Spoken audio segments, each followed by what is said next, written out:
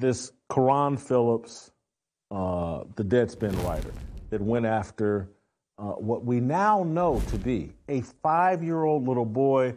I believe his name is Holden Armenta.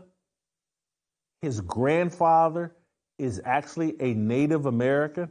This kid has Native American blood in him. The Cherokee tribe or something like that his grandfather's from.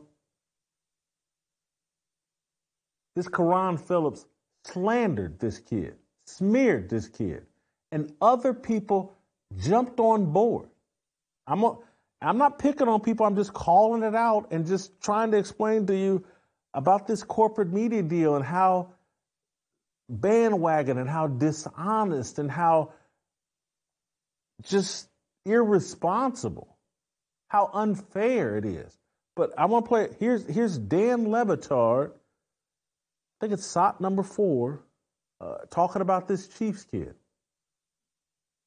So, Pablo, when you see immediately last night, the right picks up sue Deadspin. Let's bankrupt them like Gawker, because a 5-year-old kid at a game has been dressed in face paint and he is wearing Native American gear. He's at a Chiefs game. Half of his face is red, half of his face is black.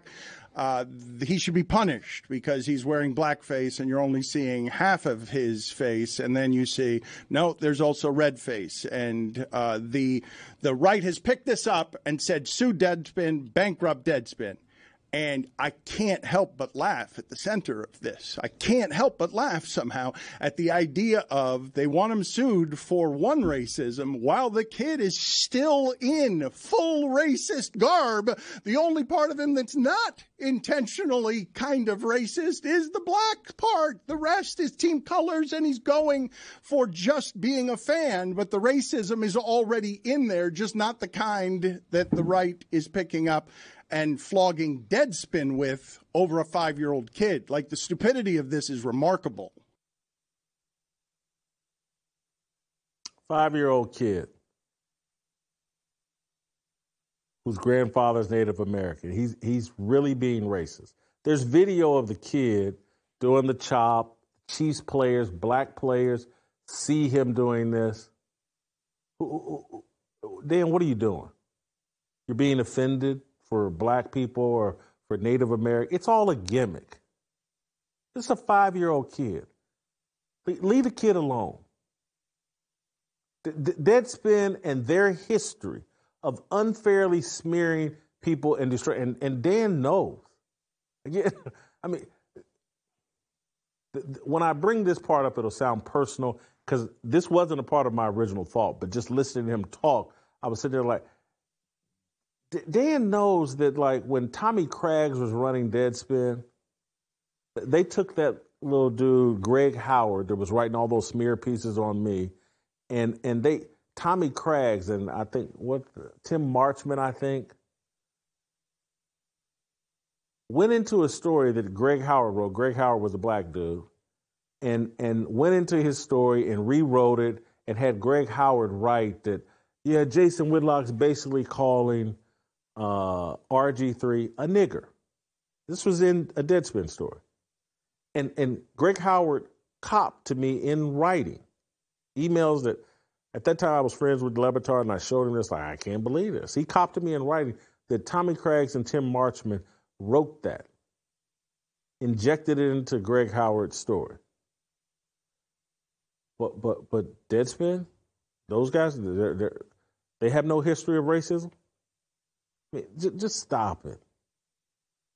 This whole here's with Carron Phillips. He's deleted his tweets where he had doubled down on the criticism of this kid, and I'm tying it all together because from Deion Sanders to Carron Phillips to Colin Cowherd to Dan Le Batard, I never hear any of these guys, hey, you know what? I was wrong. Let me walk that back. I watched Dan Le Batard let his minions try to savage Michelle Tafoya. It was ignorant and stupid and cowardly. You bring on someone as accomplished and as high profile as Michelle Tafoya, and then you let a little clownish minions attack her. And you're not man enough to stop them in real time or afterwards to even come out and say, you know what, that was some clownish, buffoonish stuff, blah. Yeah, he soft pedaled and said like it wasn't a good look. But any of these guys just copying and taking responsibility like, hey, I was wrong here. And again, that's all you, because I do it all the time. And I'm not trying to put myself on a pedestal, but I'm just saying, get in a real space where you can admit your mistakes. I remember, I still make fun of myself and did for several years. I got all excited about Carson Wentz his rookie year, and I can remember Eric Mangini like, man, pump the brakes. Are you kidding me? We haven't, blah, blah. And we used to go back and forth, and then when Eric Mangini, it got to be proven like he was 1,000% right, I used to clown myself and acknowledge, like, boy, I made a fool out of myself, and Eric Mangini called me out. These guys never do this. They never hold themselves responsible. They and again, it's just even like what I said about Cowherd and Russell Westbrook. I was one of those people that I wasn't over the top in celebration of Westbrook, but I didn't see what Cowherd could see. But I still celebrated Cowherd for being right, and I was like, man, I wish I had blah, blah, blah. I just never, all these Deion worshipers had to say, I was like, man, I look silly on that, and, you know, this Deion thing's not going to work, but can't walk it back. You smear a little 5-year-old kid, find out that his grandfather's Native American. You know dang well this 5-year-old kid isn't out here trying to be racist. Just walk it back. Just, I'm sorry, I screwed that one up. But that's not what any of these guys do. And again, that's where I sit there. I want to be careful. I got different demands than them. They have different demands than I do. But I don't define success the way that they define success. There's for that financial success that they're chasing, there are lies that have to be told. There are people that have to be unfairly smeared. 5-year-old kids. You can say, do I attack Stephen A. Smith and Shannon Sharp, grown men my age who are making millions of dollars? That's all in the game, yo.